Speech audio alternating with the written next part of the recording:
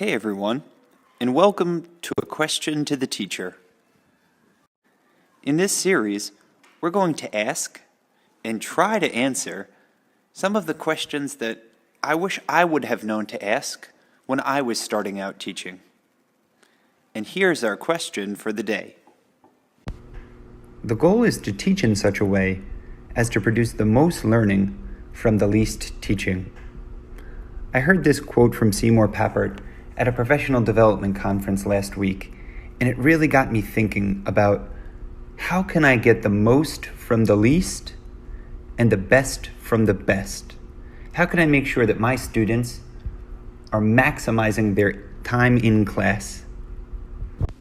Now I want you to take a few seconds to look at this picture. Now I know that this is an old-fashioned university classroom that looks like it's from the 1950s, but I want you to look at this picture and think of the first word that pops into your mind. Go ahead. Okay, you got it? For me, the first word that popped into my mind was cramped. Now, when a lot of teachers hear the word cramped, they'll start to think of the physical confinements of their classroom. The desks that are too small, the chairs that are too high, the hallways that are too narrow. And yes, that's one way to think about it. But I want you to think about how cramped your curriculum and how cramped your activities can also become. Now, I've never really been the type of teacher who looks at a textbook or a teacher's guide as gospel, the word of God handed down from on high. I really thought of my curriculum and my learning objectives as descriptive rather than prescriptive. I always felt like it was my job to make sure that my learners met my learning objectives, not the other way around. But over the years, I've begun to realize that I can't meet my students where I wish they were or where I wanted them to be. I have to meet them where they are. But this is easier said than done. With learning objectives and standards being so narrowly defined, it's difficult to be able to engage students at the level they are at rather than the level where you need them to be.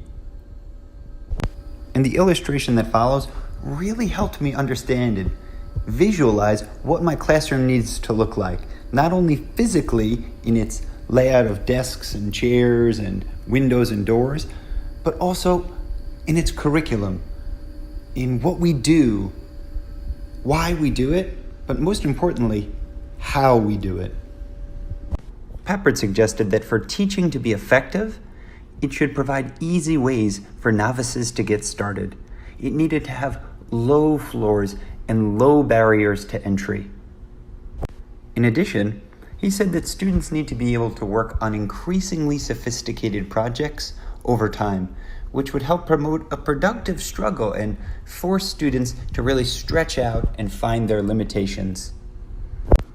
In his book, Lifelong Kindergarten, author Mitch Resnick expands on this idea when he says, "The most important lesson that I learned isn't captured in the low floor, high ceiling metaphor.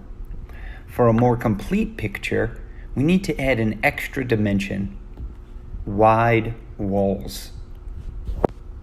Resnick goes on to say that it's not enough to provide a single path from low floor to high ceiling.